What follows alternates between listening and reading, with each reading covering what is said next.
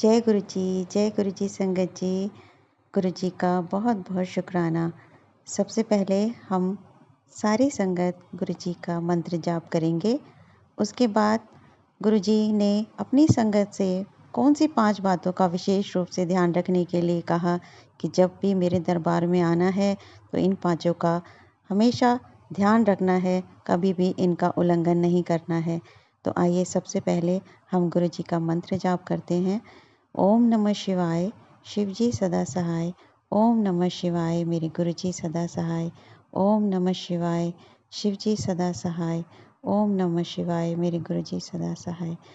संगत जी, गुरु जी बहुत दयालु हैं। उन्होंने कभी भी अपनी संगत को किसी नियम में, किसी रिचुअल में नहीं बांधा, लेकिन कुछ बातों का वो हमेशा ध्यान रखने के लिए कहा करते थे।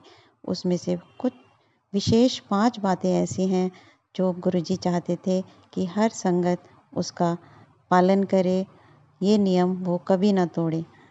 संगत जी, गुरु जी हमेशा अपनी संगत का ध्यान रखते हैं, उस पर हमेशा अपनी ब्लेसिंग्स बरसाते रहते हैं, अपनी शरण में रखते हैं, दुख तकलीफ़ें दूर करते हैं। गुरु जी ने अपनी संगत से कौन सी 5 बातों का विशेष रूप से ख्याल रखने के लिए कहा, वो ख़ास तौर पर ऐसी संगत जो गुरु जी से अभी अभी जुड़े हैं, या ये कहें कि गुरु जी ने अभी अभी उन्हें अपनी संगत का हिस्सा बनाया है। गुरु जी के दरबार में जब भी हाज़िरी लगानी है संगत जी, तो उनके नियमों को मानकर ही उनके सामने जाना है, उनके नियमों का उल्लंघन करने की कोशिश भी नहीं करनी है। इसी से हमें उनकी ब्लेसिंग्स जल्दी प्राप्त होगी। संगत जी, गुरु जी अपनी संगत को 5 बातों का जो विशेष रूप से ध्यान रखने का आग्रह, या कहें उनका दिल से प्यार से आदेश ही था और हमेशा रहेगा। और गुरु जी प्यारी संगत को ये मानना भी है। गुरु जी कहते हैं, जब भी मेरे पास आते हो, सबसे पहले जिस बात का ध्यान रखना है वो है कि मेरे पास जब भी आते हो तो ज़ीरो बनकर आना है। ज़ीरो का मतलब दिल, दिमाग, आत्मा, विचार सब ज़ीरो। जैसे एक सफ़ेद रंग का कागज़ होता है, बिल्कुल साफ पवित्र, जिस पर गुरु जी अपनी मेहर का, अपनी कृपा का रंग चढ़ा सकें। ऐसा हमने कोरे कागज़ की तरह बनकर ही गुरु जी के दरबार में हाज़िरी लगानी है। ज़ीरो से मतलब कि तुम किसी भी ओहदे पर हो, कितने भी अमीर हो, कोई फ़र्क नहीं पड़ता। गुरु जी के सामने सब कोरा कागज़ हैं, सब एक समान हैं। गुरु जी कहते हैं, मेरे पास छोटे बच्चे के समान निश्चल मासूम, जिसको छल कपट तेरा मेरा कुछ पता ना हो, बस ऐसे मासूम बच्चे की तरह बनकर आओ। वो अपनी संगत से यही चाहते हैं, तो क्यों ना वैसा ही किया जाए जैसा गुरु जी चाहते हैं। दूसरी बात जो संगत जी, गुरु जी चाहते हैं कि संगत हमेशा उस बात का ध्यान रखे, वो है संगत जी, बड़े मंदिर के मेन डोर के बाहर जो 5 सीढ़ियाँ हैं, वो हमारे अंदर विराजमान लोभ, मोह, काम, क्रोध, अहंकार का प्रतीक हैं। और गुरु जी कहते हैं कि जब तुम बड़े मंदिर में दाखिल होते हो मेरे सामने, तो उन सीढ़ियों को यूज़ करते हो, तो कभी भी उन सीढ़ियों पर अपना हाथ टच करके माथे पर नहीं लगाना है। उन्हें ऐसे ही पैरों से रौंदकर, मतलब उस पर चलकर ही मेरे पास आना है। वो हमारे अवगुण हैं जिन्हें हमें हाथ से टच करके अपने माथे पर विराजमान नहीं करना है, और ऐसा करके गुरु जी के दरबार में हाज़िरी नहीं लगानी है। ऐसा करके संगत जी हम अपने नसीब पर पहले ही अपने अवगुणों को बिठा लेते हैं, तो गुरु जी अपनी ब्लेसिंग्स कहाँ से देंगे। ख़ास तौर पर नई संगत से आग्रह है कि वो ऐसा ना करें और गुरु जी की खूब ब्लेसिंग्स अपने साथ लेकर आएँ।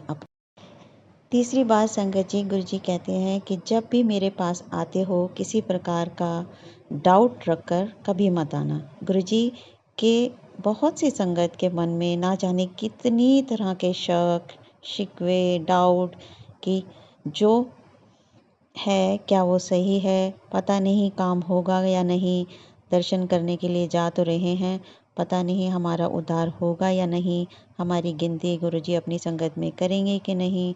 ऐसा बहुत कुछ संगत के मन में चलता रहता है। नहीं संगत जी, किसी प्रकार का कोई शक शिकवा लेकर गुरुजी के दरबार में हाजिरी नहीं लगानी है। ऐसा करने से गुरुजी की ब्लेसिंग्स हम नहीं ले पाते। कोई काम नहीं होता। पूरा विश्वास, पूरी आस्था लेकर ही गुरु जी के दरबार में हाजिरी भरिए। अगर, मगर, लेकिन, क्यों, कैसे, कब, कितना, ये सब दिल से निकाल कर ही बस गुरु जी में रम जाइए। गुरु जी की प्यारी संगत जो बस उनके ही रंग में रंगने के लिए बेचैन रहती है, ऐसा बन जाना है। ऐसा भाव लेकर जाइए गुरु जी के दरबार में। वो गुरु जी हैं, गुरु जी सब ठीक कर देते हैं, सबका भला करते हैं। वो बहुत प्यार लुटाते हैं संगत जी। उन्हें बस प्यार, समर्पण और आस्था चाहिए हमसे, और उन्हें कुछ नहीं चाहिए। चौथी बात गुरुजी ने बोली कि मुझे सबसे खराब जो लगता है वो है लेट अस ट्राई का भाव। बिल्कुल नहीं, ऐसा बिल्कुल नहीं करना संगत जी। गुरुजी एक ऐसा दिव्य शक्ति है, गुरुजी एक ऐसी दिव्य आत्मा है। गुरुजी हर बात जानते हैं, हमारे मन में क्या चल रहा है, हमारे मन में क्या उथल पुथल चलती है। गुरुजी हर एक बात, हर एक इंसान की जो उनके दरबार में हाजिरी भरता है, उसकी हर एक भावना को जानते हैं, और वो भावना हमने बिल्कुल शुद्ध रखनी है। उन्हें आजमाने की कोशिश कभी ना करना। कभी ऐसी भावना मन में लेकर भी नहीं आनी है कि चलो आजमा लेते हैं। गुरुजी को आजमाना नहीं है, गुरुजी को मानना है। उन्हें आजमाने की कोशिश करने की भावना का त्याग करके ही गुरुजी के दरबार का सच्चा सुख प्राप्त कर सकते हैं संगत जी। जो आनंद जो हमें ऐसे भाव से मिल सकता है, वो हमें मन में ऐसा विचार लाने से कभी नहीं मिल सकता कि हमें गुरु को या अपने ईश्वर को आजमाना है। संगत जी, वो होशियारी दिखाने में मज़ा नहीं जो गुरु के दरबार में मासूम बनकर जाने में मिलता है। बस बिल्कुल ऐसे बन जाइए कि हमें कुछ पता ही नहीं है, सब कुछ आपने करना है गुरु जी।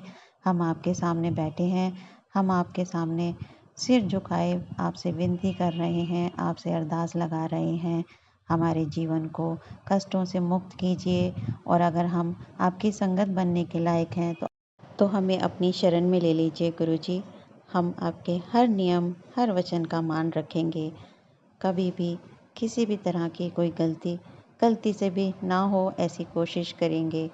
और प्यारी संगत जी, गुरु जी ने जो 5वीं बात का विशेष ध्यान रखने के लिए बोला अपनी संगत को, वो है कि एक बात जो खास गुरु जी ने हर संगत पर लागू की कि जब भी मेरे पास आते हो तो अपना दिमाग बाहर छोड़ कर आना है।